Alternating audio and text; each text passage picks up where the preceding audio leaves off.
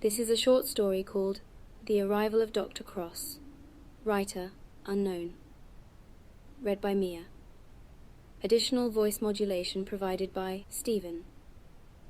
Edited by AKS. 1. A familiar face in a familiar place. Ever since I changed my medication from the typical pharmaceuticals to that of street-found alternatives, I've taken the habit of waking up in a nearby corner cafe called The Melancholy after going to sleep for the night. This coincided with my retirement from work, a branch of industry that was in the field of experimental psychoanalytics. My memory isn't what it used to be, though, and worsening headaches, coupled with common old age confusion, have made me slowly descend into a vague state of dementia. This is my attempt at recollecting the recent events, to the best of my ability. It was a bit after midnight when I decided to power off the computer and head to bed. I had once again browsed various internet forums in search of a cure for my persistent insomnia, but of course my attempts had proven unfruitful. I well knew that attaining normal sleep was impossible, but the constant state of occupying a half-asleep, half-awake twilight zone was getting more and more unbearable by the minute, and so I had no other choice but to opt for the small chance of escaping into the fleeting delirium, a period wherein I could enjoy at least a brief moment of dissolvement, a state akin to what I thought death might bring when the eventuality of it arrives. With these circling thoughts in my head, I proceeded into the bed and closed my eyes, or merely blinked rather, as I was suddenly disturbed by a cigarette-strained female voice asking something from a distance. I opened eyes and saw a cup of coffee, a cup that was almost empty, and what remained at the bottom had surely gone stale. As I lifted my head from the cup, I saw through an obfuscating haze a vague form of a late middle-aged woman standing next to the table. Her tired face was in shadow, yet I discerned enough details to recognize her. She was the singular servant of the cafe during these late hours. She seemed mildly irritated, holding a pen to her small ledger. Only out of habit, I assumed, for she well knew what my answer might be to her inquiry, which she now repeated in dead-tired tone. "Anything else?" "Could I have another of these, please?" I replied, gesturing at the empty cup of coffee. She said nothing, merely turned and left with hasted steps into the back rooms. Soon she returned, however, with a fresh cup that expelled hot steam into the air. "There," she said as she placed the cup in front of me. "Anything else?" I formed a small smile and waved my hand, a gesture she had, of course, come to well know by now. Again she turned and left with hasted steps to whatever non-activity she performed during these late nights. Nights where there was only silence accompanying me in this corner cafe of melancholy, a place with sparse customer base even during the day, and during nights entirely absent of it, except for myself. But I hardly considered myself a customer, rather a persistent tenant with no set date for departure. 2. Introduction to the Applied Metaphysics of the Soul by Dr. Kross. While enjoying the dubiously fresh cup of coffee that nevertheless tasted quite stale, my view wandered about the empty cafe. It was such a familiar sight, yet every time there was something subtly new to be seen. Be it curtains on the windows changed colour to that of sunset red from royal deep purple, or the empty chairs having their angles slightly off-centre, or perhaps the ambient lighting toned ever so slightly into a more paler blue. Every time there was something new to see. And now, as my eyes wandered about, I happened to notice a newspaper stand standing empty at the centre of the aisle. This was something unprecedented, despite the fact that one might assume such a thing being a commonplace occurrence in a small corner cafe like this. As I examined this new object more thoroughly, I understood the reason for my fascination. It was the fact that it was empty. The void metal frame sticking out in still darkness, reflecting ambient city lights to my direction. And suddenly I realized that it was not like this frame was empty because the customers had stolen its contents. No, it was as if the stand was empty by design, by purpose, more like a strange decorative piece, its function serving no other purpose but to distract one's wandering eye, poking it with harassing intensity, begging for attention for absolutely no reason at all, but to make one's mind wander aimlessly and without purpose in similar fashion that the stand's own meaningless existence as a decorative piece itself. I shook my head and breathed deep. The cup, which had been brought to me not long ago, was now empty, yet I remembered not having taken a singular sip from it. It was no use trying to make sense of this place, nor of my own mind. This is how things are, and had always been, I thought, and attempted taking a sip from the cup, which was, of course, still empty. While searching for something more substantial to occupy my dulled mind, it occurred to me to ask for a newspaper from the waitress, who would surely soon appear from the back rooms to check on me whether I needed anything else. This was the custom of this place, perhaps pressed on the employees by the ever-vigilant mind of the management, that they had to keep harassing the customers constantly with questions of anything else. Knowing this, I simply waited, occasionally glimpsing at the empty newspaper stand, which had by now changed its colour to a more toned-down grey from that of sparkling silver. Suddenly, the double doors to the back rooms swung open, and the waitress emerged once more, wearing the same worn dress and tired, sullen smile. Her demeanour changed somewhat upon approach, as she noticed that this time I indeed did want something, and quite eagerly so. "Another coffee, and yesterday's newspaper, please," I said to her before she had the chance to make her usual inquiry. Pleased to not have to deal with me longer, she made her familiar turn and disappeared into the back rooms, only to emerge, again suspiciously fast, with yet another cup of coffee and a wrinkled newspaper pressed between her arm and body. "There you go, sir. Anything else?" she asked, as she delivered the requested items onto my table with a fake smile. I waved my hand as a sign of contentment, and she left again in a manner quite familiar to both of us. I lifted the newspaper and eyed the front page. Nothing substantial caught my eye at first, just all kinds of tiresome nominalities that usually occupy a small town like this. But then I noticed a small image at the bottom left corner. A picture of a bearded man with strange glasses and a wild gaze staring straight at the camera. Next to the picture read in small haphazard print, "The world-renowned psychiatrist Dr. Kross is coming to White's End. Read all about his extraordinary experiments, page 17. As I turned the pages with growing interest, it occurred to me that I should have asked the waitress about the new newspaper stand. It mattered little, though, that I'd missed the chance, for she would surely soon appear again to make her rounds of inquiry about me needing anything else. For now, the eerily familiar picture of this Dr. Kross occupied my mind, and I needed to find out more. Who was he, and why did he seem so familiar? And most importantly, perhaps this strange doctor would be able to cure me. A long shot, of course, but at this stage I was willing to entertain any possibility, no matter how infinitesimal. I quickly leafed the pages to the indicated number of 17. A lengthy article about the mysterious doctor was revealed. 2 full pages of what seemed to be an exclusive interview.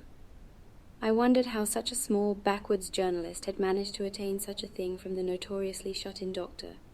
But then, I remembered, Dr. Kross originated from White's End, and I recalled him having studied in the university back in the 80s under the esteemed emeritus of linguistics, Professor Krosinski.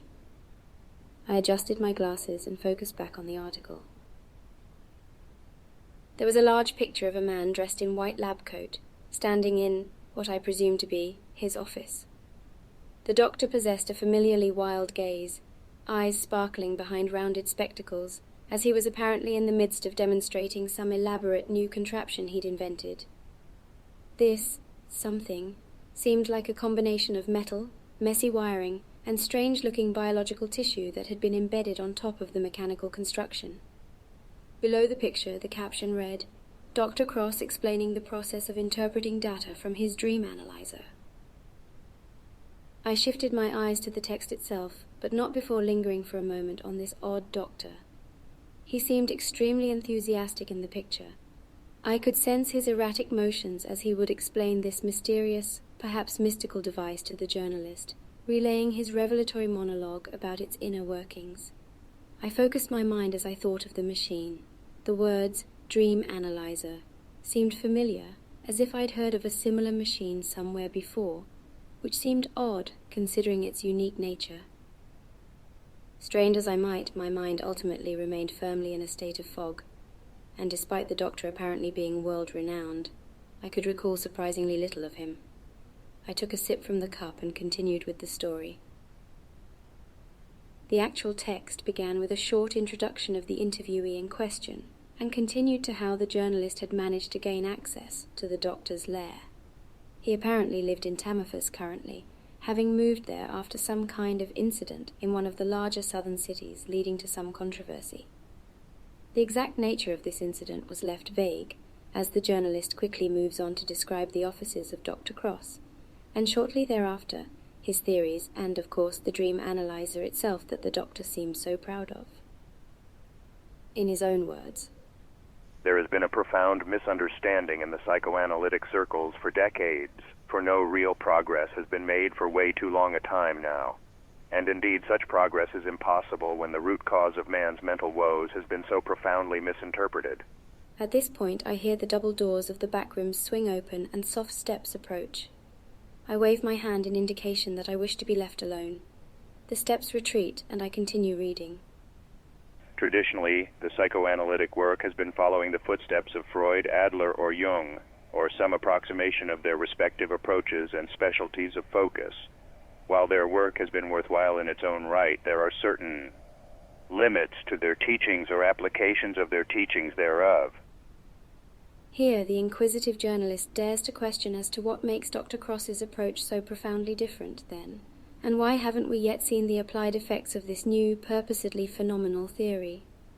The doctor seems hardly impressed with the presented challenge. "So far I've kept it a secret, for I well know that this field is full of ravenous parasites who only wait for an opportunity to steal discoveries and begin applying them all by themselves. No, my dear friend, one must be extremely careful with something groundbreaking as this, for my research has not only discovered the root cause of man's greatest woes, but will also bridge certain gaps between fields, namely the philosophical understanding about metaphysicality of being and physicalist worldview of objective sciences." The doctor draws breath and concludes, "And thus my discoveries will give light to questions man has hitherto been too timid to even take a glimpse at." The investigative journalist makes a remark to the reader here that he well knew of Dr. Kross's famous esotericity, but that this particular speech superseded even his preloaded expectations. The doctor then continues in the following paragraph. "Indeed, for my work reveals that there is a concrete metaphysicality to the soul whose deeply imprinted, or preset before birth, if you will, imperfections are hard-coded into the very core of a physical being, and thus the Freudian approach will remain woefully inadequate, and thus my discovery of the existence of souls bridges the gap between science and philosophy, the metaphysics of being finally set into stone and revealed into the light for the scientific method to be studied and understood."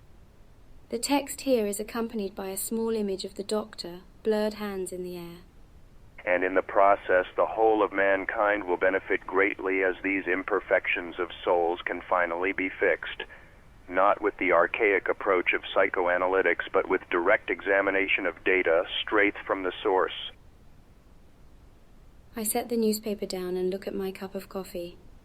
It is empty, even though I'd hardly taken a sip. When I raise my head, I notice a beam of bright yellow light shining across the spacious cafeteria, hitting the empty newspaper stand. The morning has come. 3. Interruption by the day's disquiet. Despite my attempts at getting back to the article, I found it impossible due to the harassing light of the outside world. No doubt other customers would soon slowly begin slithering in, disturbing my peace and adding to the difficulties of concentration. Thus I deemed it best to forsake the newspaper article for now, and take my leave to the apartment, where I would spend the day browsing the internet, trying to find something more about the strange doctor. So I stood up from the table and grabbed the newspaper, thinking of reading more later in the evening back at home. But then I heard sound of the double doors swing open again and the familiar female voice ask, "Leaving, sir?" I turned to face the cafeteria lady, made an attempt at a smile and nodded. She walked next to me and noticed the newspaper, pointing at it. "I'm afraid that's cafe's property, sir. You cannot take it with you." Of course, I could have made an attempt at some excuse, or simply running away with the thing, but didn't want to spoil my finally going friendship with the cafeteria lady. I'd grown rather fond of her, despite the feeling obviously being only one-sided. Thus I answered, "Oh, but of course, my apologies." I put the newspaper back on the table and scrounged my pockets, finding a crumbled-up €10 bill. There, that should cover the expenses of this night. Before the lady had time to answer, I left the bill on the table, turned around and started walking towards the doors. "Good night," I muttered as I hastened my steps, not wanting to hear her reply or lack thereof. Soon I was already out, and when I closed eyes and raised my hand to shield eyes from the piercing morning sun, then lowered the hand back down and opened eyes, I found myself back in my own apartment's bed. The curse of insomnia having taken yet another substantial part of my life, this time kidnapping me from a firmly conscious state while standing on the street. I decided to stay the day indoors and perform research on Dr. Kross. In the end, however, as the night drew nigh, I had found little clues of him, nor remembered much of the day in general, the day that had gone by almost as fast as the previous night. At one point I simply found myself sitting at the computer, staring at the flickering screen, the clock chiming for midnight. I looked at all the tabs open in the browser and attempted making a mental recollection of the day's events. Despite my seemingly thorough research, not much information of the world-renowned doctor was available. Almost all of the articles concerning him were about his career as a psychologist, when he'd made his accomplishments back in late 80s by utilizing methods learned during his university studies. It appeared that his career was in full swing up until recently, when he'd suffered a breakdown of sorts and retired from publicity, closing his practice and withdrawing from the common life altogether. This lasted for an indefinite time, until he suddenly sprung into prominence anew, though as a changed man, claiming to have realized certain profound discoveries concerning the human condition, and was now searching for volunteers for his recently begun, potentially dangerous yet worthwhile experiments. This all happened back when he still lived in Tammerfors, but it would not be long until he was forced to forsake his experimentation after the incident that was briefly mentioned in the newspaper as well. This incident apparently concerned a young woman who'd been suffering from long-lasting headaches and schizophrenic tendencies.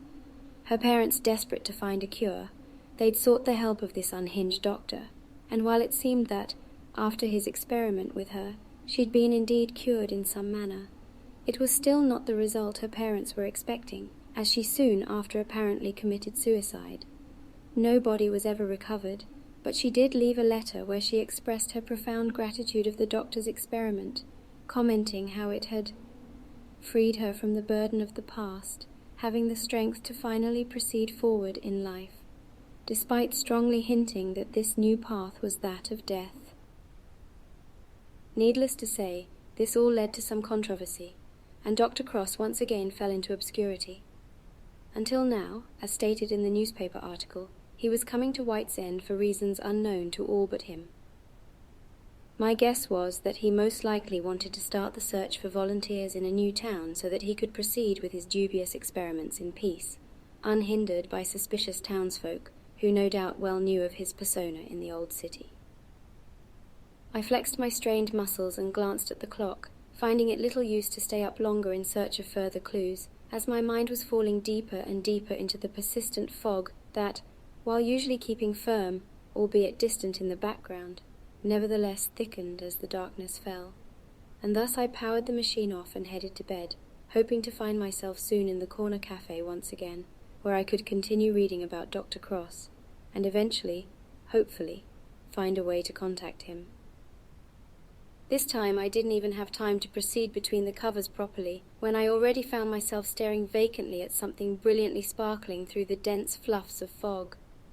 The form shifted and blurred at first, but then settled into the familiar newspaper stand I'd earlier discovered, and thus my mind centered itself, becoming aware of the rest of the body, which was sitting at the familiar table of the corner cafe. I shook my head and examined the place. Little seemed to have changed except that I lacked my familiar cup of coffee, the table being sterile, void of items. There was silence in this place, one of that I'd grown accustomed to, yet at the same time it felt foreign. Evidently it was night, as proven by dim, sickly white streetlights outside, but usually there were at least some ambient noises about. Now the environment was null both of motion and sound, and as I looked up I noticed the ceiling fans, that usually lazily swung around, still, dead, as if forgotten their purpose was to move and shift air. At that moment I realized it wasn't the silence per se that was causing my unnerve, rather the stillness of the place, the air being unnaturally empty, lacking resistance or substance, as if it had gotten thinner due to some unseen influence. Furthermore, I was completely alone, the nice cafeteria lady nowhere to be seen. It appeared that this place was abandoned, both by time and being. I got up, deciding to flee the haunting establishment, but just at the same moment the double doors swung open, and to my relief the kind lady stepped forth, dressed in the same worn, grey staff clothing that was so joyously familiar to my mind that I almost let out a laugh. I seated myself again, and attempted reassessing my expression to a more serious one, as the lady walked next to me, her high heels clicking hard against the bare floor. This time, however, she didn't ask what I'd like. Instead, merely said in a tone subtly off from her usual one, "You shouldn't be here, sir." I coughed and looked at her in puzzlement, but her face was clad in shadows. It blurred and shifted, settling into no coherent form. "Dr. Kross is coming soon. I think you should leave, sir." This was such an unusual turn of events that I couldn't mutter a word. She handed me her small ledger, which was in actuality, as I now noticed, the newspaper I had been reading during my last visit. "You can keep it, sir. We have no use for it any longer." I accepted the thing and could finally muster the will to ask, "What's this about? You know Kross? He comes here?" The cafeteria lady stood still, as if silently pondering how to answer my question, or if to answer at all. Finally she said, or I think she said, as the voice didn't quite emanate from her direction, "His arrival draws nigh." Then I heard the cafeteria's main door to outside swung open behind me, or at least I think I did, but before I had time to turn around to look, something changed in the environment, as great fatigue and dullness swept over my mind. Everything blurred and shifted, until the vision settled to a new view, that of my own apartment's ceiling, full of shadows, yet at the same time bathing in bright white streetlights from the half-blinded window. It was not morning, yet not night either. I swung my body to a sitting position, something that proved to be a mistake, as vertigo hit hard, sending everything into a rolling motion. With great effort, taking hold of my head with both hands, I got the world into relative coherency. That's when I noticed a new thing on the night table, next to my spectacles, a rolled-up newspaper. Without thinking, I got the spectacles on my face and grabbed the newspaper, opened it, and with the aid of harsh streetlights shining from the window, realized that it was, indeed, the same one I'd been reading before. Taking this as a strange sign to continue reading where I'd left, I opened the page 17, where the wild doctor greeted me once more with his unhinged gaze. 4. Experiments on Metaphysics of the Soul and Application of the Krossian Method. This method that I've named after myself concerns a careful application of my invention, the Dream Analyzer, which will be hooked into the specimen for the night. During his or her sleep, it will gather data from the unconscious, which can later be analyzed via various methods, again of my own invention, and slowly, after numerous nights of data collection, certain patterns will emerge, which will yield insight into the individual's condition of the soul, its properties, possible deficiencies, and so forth. The journalist remarks here that while he has reasonable doubts about the doctor's explanations, he yields that the equipment looks strange but convincingly sciencey, and the data itself random noise on paper, haphazard waves similar to what seismographs produce. The doctor continues, presumably after he's noticed the journalist examining his equipment with interest. I can sense your question. Well, two of them, in fact. The first one being, how come that I am allowing a reporter such as yourself come into my haven and document this secretive equipment? Well, the second question shall answer it, which would be, how come anyone can make sense from these seemingly incoherent waveforms?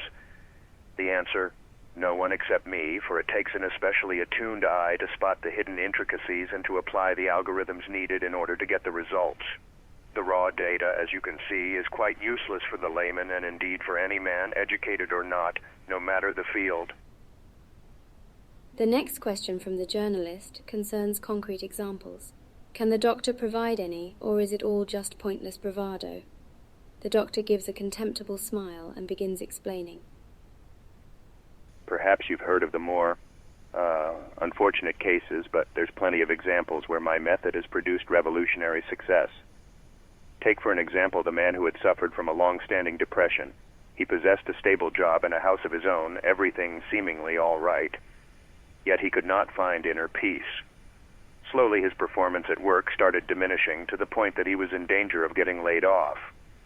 Now he'd sought all kinds of therapy and medication to no avail until he came to me. The doctor holds a lengthy pause here, smiling both at the journalist and the camera. So he came to me, explaining his situation. I wasted no time and proposed to him that we conduct the experiment the very next night, hooking him up into the dream analyzer while he slept in my laboratory. Yes, it is completely harmless, I reassured him, and in the end he needed not exceedingly long persuading. And so we began at midnight. With the aid of carefully chosen sleeping pills, he attained the unconscious state rather quickly, and I stayed awake to keep an eye on the analyzer. You see, the device works exceptionally quickly, and I can start applying my algorithms right away. The results were clear and vague at the same time. You see, as aforementioned, oftentimes multiple sessions are necessary in order to get all the data required for a complete diagnosis. This time, however, the pattern was quite clear, yet elusive for the purposes of full diagnosis, for it simply repeated an image of sorts, that of a large body of water, perhaps an ocean. This kept repeating throughout his cycles of sleep until he finally woke up in the morning. Now, usually the results can be vague, but nevertheless holding some kind of an inner meaning to the patient. I was hoping this to be the case here as well, and I forthrightly explained him what I'd seen, as of course, as you may recall, the raw data itself is useless for the layman. In any case, when I spoke the words of an endless ocean, his eyes misted up, but only for a moment, as they were then rekindled anew with a youthful spark, and he looked me straight in the eye, saying, yes, I think you're right, doctor. It all makes sense. Then he quickly clothed himself and rushed out of the laboratory, avoiding my questions with the excuse of, no, I must hurry lest I forget. And so off he went. The journalist asks what became of the man. Did he find his peace? Oh, indeed he did. For many weeks later, he sent a card from some faraway eastern land, I forget the name now, stating he'd sold his house and had found his calling from the open seas. He did not elaborate as to why exactly he was so adamant about this new path, but expressed his honest gratitude towards my part. He also forwarded the money he got from selling his house to me as a simple thank you, as he wrote. And so this man's contribution alone was of great boost for my later investigations and refinements of the method. There seems to be a pause of sorts here, after which the journalist cannot resist the temptation of probing on the more unfortunate case, albeit wording his question with exceeding eloquence. The doctor hesitates for a moment, it seems, as his proud stature falters ever so slightly, but just for a second.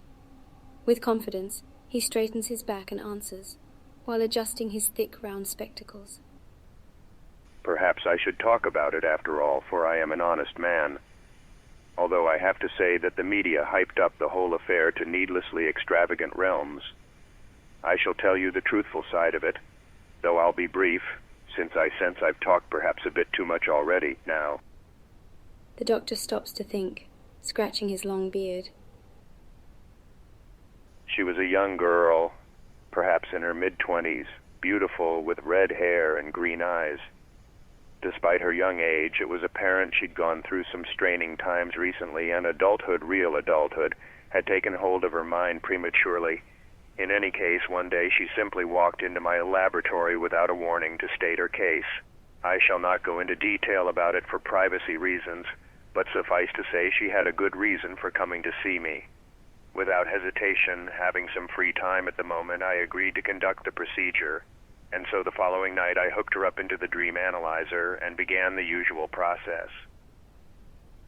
Her patterns were unusual to say the least. Up to that point, during my investigations into an individual's soul, I'd never seen anything like it.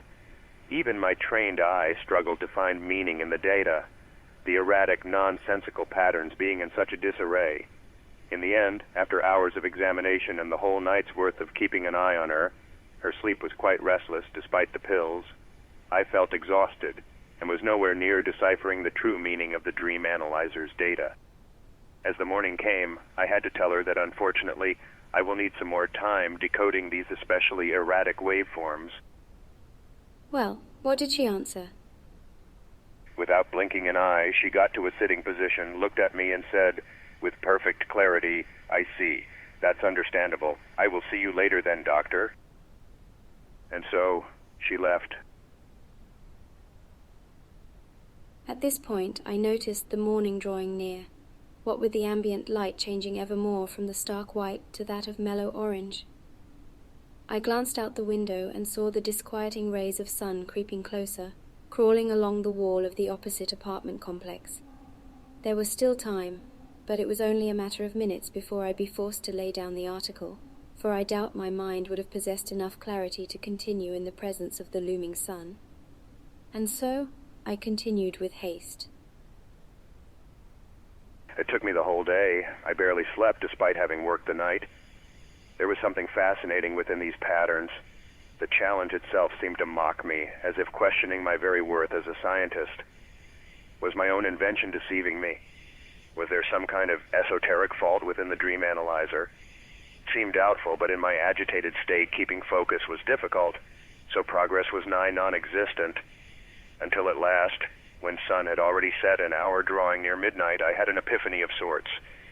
I re-examined the data one last time with a close eye, reaffirmed my hypothesis, strange as it was, and gave the girl a call. I understood it imprudent to disturb someone at that hour, but my soul could not wait. To my surprise, she answered instantaneously, as if she'd been waiting by the phone this whole time, and agreed to arrive to my laboratory. She appeared rather well dressed for the occasion, and I told her to take a seat. With some hesitancy, I brought up the results and explained what my interpretation of the data was. She listened with patience in silence until I was done. Then her green eyes livened up a little from that perpetual haze they usually occupied, and she looked straight at me and said, "Yes, that's what I suspected." And like the man I told you about earlier, simply got up, ready to leave. This time I was more prepared, and so stopped her, taking hold of her hand, to which she reacted only with mild curiosity. I asked, "But what does it mean?" And she answered with tearful eyes and melancholic smile aimed at me through unfathomable depths of soul-crushing misery. "It means, dear doctor, that I must go seek the truth and finally put an end to this." And so she was gone. There seems to be yet another silence during which the journalist finds little more to ask. Eventually he concludes that, while the doctor's experimentation and wild theories seem outlandish, it is not his place to question his methodology. As a final question, he asks what are Dr. Kross's ultimate goals and what he seeks to accomplish with these experiments. Oh, as your readers might already know, I'm in the process of creating an experimental portable version of the Dream Analyzer, and am planning to travel to White's End at the end of this month. You see, the townsfolk here have grown wary of my investigations, and I believe the local scientific community is working with the officials this very moment to get me out of business for good. This is all plain, baseless mistrust and, frankly, jealousy from their part. But I cannot fight them alone. And so I've concluded that it would be best for me to continue my experimentation elsewhere, at least for the time being. And what better place for that than my old hometown, where the people, as I recall, are more open-minded towards respectable scientific endeavors. I adjust my spectacles and read the follow-up question that the journalist posits. Will Dr. Kross continue seeking volunteers for his experiments like he did in the old town? But of course, indeed I know there will be no shortage of suitable specimens there. I also believe my timing will be most fortuitous, the soil of the town's soul being especially fertile this time of year. That last sentence made little sense, either to me or the journalist, and so we both deemed it the best place to stop. I lay down the newspaper, remove my spectacles, and lean back on the bed. The sparkling lights from the streets reflecting on the ceiling remind me of Kross's eyes, and for the moment I think they focus on mine, asking, beckoning, whispering a tempting question. Wouldn't you like to know what ails your soul? Indeed I would. Indeed I would. 5. The arrival of Dr. Kross. I turned in bed for quite a while, restless thoughts about the cafe and the doctor circling my mind. It was becoming harder and harder to distinguish reality from these periods of restless sleep, and the somewhat abrupt end of the article had left my brain in an uncomfortable state of entangled decoherence.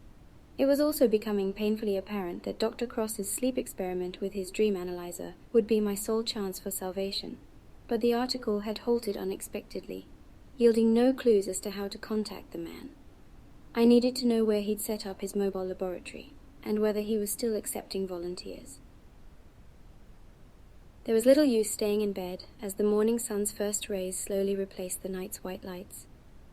I got up, grabbed my spectacles and dressed myself, then proceeded into the kitchen to prepare a strong cup of coffee. It would be a long day before night, before I could attempt another foray into the corner cafe of melancholy via restless dreams. Sure, I could have tried making my way there during the day, using the normal ways of traveling by foot, but it just wasn't the same. There would be no nice night shift lady, for she never did days. I'd need to ask her about Dr. Kross. She must have known something more, I hoped. Perhaps something that she felt too uncomfortable to share during my previous visit. And so the day passed by in a hazy blur. I made no attempts into the outside world, instead went over the article over and over again, hoping to find clues. But due to the harassing sun looming in the background, all I was left with was a persistent image burned into my field of vision of the mad doctor, perpetually flailing his hands in the air, mesmerized by his own madness when explaining the mystical intricacies of his imaginative machinations concerning the application of his methods into ailing human souls. Souls that he seemed ever so adamant insisting to be real. Finally, after pacing around most of the evening with growing disquiet in mind, the sun began to set and moon rise above the horizon. I grabbed the newspaper and laid it next to the bed, onto the nightstand. The cold covers of the bed greeted me with a strange, repulsive force, however, and due to my agitated state, falling asleep seemed impossible. Was my entry into the corner cafe of melancholy barred altogether from this point on? What was the reason for this rejection? I couldn't fathom having done anything wrong, as I'd followed the recommendations of the cafeteria lady, exiting the place when requested, or so I recalled. Or was it about the newspaper, or Dr. Kross? Was the place now under his control, as only the doctor himself could enjoy the dark quiet of the cafe during the late hours when... My mind was starting to veer into dangerous directions, I became aware, and so I got up and retrieved my spectacles. I glanced at the clock as well beyond midnight. It wasn't that long until morning, and so my opportunity would be wasted for the night. I couldn't bear the thought, and so I decided to do the unthinkable, walk there by myself in a conscious state of mind. I don't know why, but for some reason the thought filled me with profound foreboding, as it felt like shattering of some kind of an unspoken pact. But I simply could not wait, and so I got up and clothed myself firmly in a thick winter jacket, already feeling the cold despite it only being late autumn outside. As I entered the streets, into the late twilight haze where moon's rays mixed with ambient city hues, the surrounding apartments seemed muted somehow, different under the new moon's influence. Looming complexes around me towering into great heights weighed like a spiritual burden as I traversed the streets, hurrying, burying myself into the hood of the winter jacket. Only now I noticed the streetlights as off for some reason, and so the moon's soul-shadowed solace was there to guide my way towards the corner cafe of melancholy. It felt strange, walking these streets, for I remembered not the last time since I'd set foot outdoors consciously. It was silent around me, sullen, empty, void of life. No cars, no people, not even lights in the windows. How long I'd been holed up in my home, oblivious of everyday goings of the city. I recalled not. The perpetual burden of insomnia, coupled with worsening dementia, made it difficult trying to remember anything coherent beyond the walls of my apartment, the cafe, or Dr. Kross's experiments. I inhaled deep the cool autumn air and made a glance behind me. The street extended onwards into perpetuity, suspended in darkness, empty, like before. I hastened my pace. There was nothing for me here, I understood. I was an intruder into a foreign land, akin to a soul-living being of a long-forgotten graveyard. It took considerable effort trying to remember the way, for I hardly could recall the location of the cafe.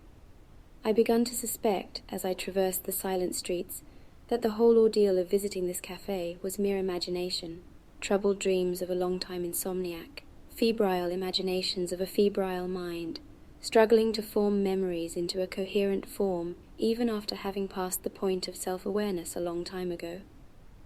Evidently it would not be long until I'd be consumed entirely by this hideous progressive illness, and Dr. Kross, his experiments, and the famed dream analyzer, mere delusion, conjured by...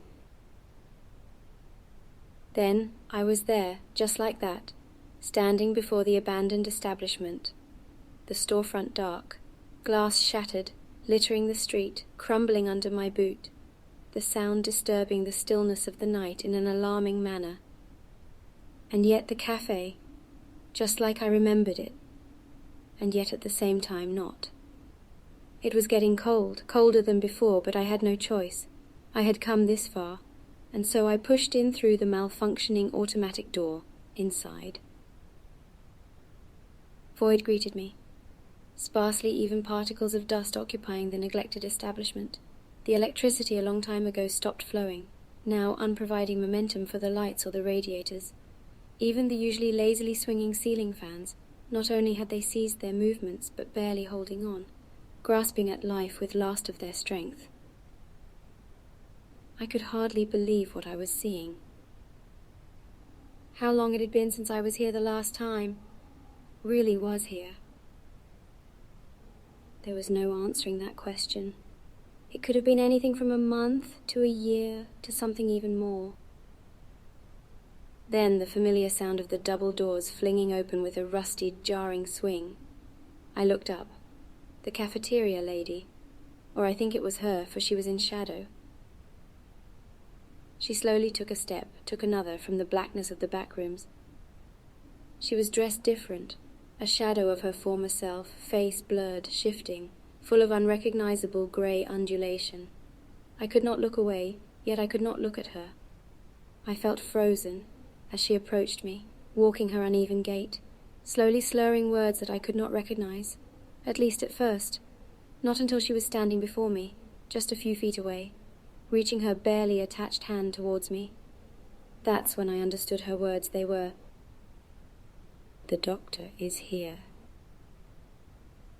As her ice-cold words hit my face, I regained control of my body. I turned and ran. The way back home has been burned out of my memory, as I don't recall a singular detail of it. All I know that at some point, when the moon was at its apex, I reached the front door of my apartment complex, completely out of breath. Somehow I got in, the stairs up, and to my own door. The hallway was as grey as the streets outside, and it seemed as if this infection, contagion of some foreign force, had reached my haven as well. For as I got in, stumbling through the door, the insides of it were subtly altered, lacking colour, the textures of things blurred, shaded into that of shifting fog of grey. I didn't want to stop to breathe, to examine it all in more detail, or even think anything. I just wanted to sleep, to forget it all, to forget my foray into the corner cafe of melancholy. to forget the cursed Dr. Kross, his experiments, forget it all. But there was someone in my bed. There was something on my nightstand. The room sparkling in sickly white lights of the non-functional streetlights, half blinded by the lowered shutters in front of the window. Who was this man occupying my bed, sleeping there like in his own? And what is this machine he's hooked into? A collection of nauseating steel and wires, haphazard pile of junk with something black, viscous, biological nastiness on top of it. Whirring, pulsating, producing erratic lines onto paper. Paper that's filling the floor in continuous stream as it flows forth from the machine's mouth-like opening. Everything spins until I open my eyes and see someone leaning over me. His form is in shadow, half illuminated by slits of starkly white light. The bearded face forms into a smile, and rays of light pierce my eyes with pain as they get reflected by the man's spectacles. Who is this man? Who am I? Am I dreaming, still laying in my own bed? Ah, you're awake. I got all the data I need and have already analyzed it. The man speaks these words in a flat, matter-of-factly tone. He grabs something from the nightstand near the solid mass of steel and darkness. Most curious fluctuations, I see. Indeed, your case is interesting, but unfortunately quite clear, with the prognosis looking rather grim. The man coughs and straightens his papers. He then stares me down, feigning compassion. Would you like to know what ails your soul? I try to answer, but can only make a strained noise of decay. Ah, my apologies. Well, the deficiency that your soul has been imbued with, that is, your innate ailment, seems to be life itself. I look at the doctor with unseeing eyes, managing to ask, coughing up the words from barely functioning lungs. Is there cure? The doctor smiles, but his eyes are hidden behind white sparkling spectacles. Well, what is the cure for life? He muses as he puts the papers away and powers down the dream analyzer. Perhaps I should leave further analysis to your own interpretation.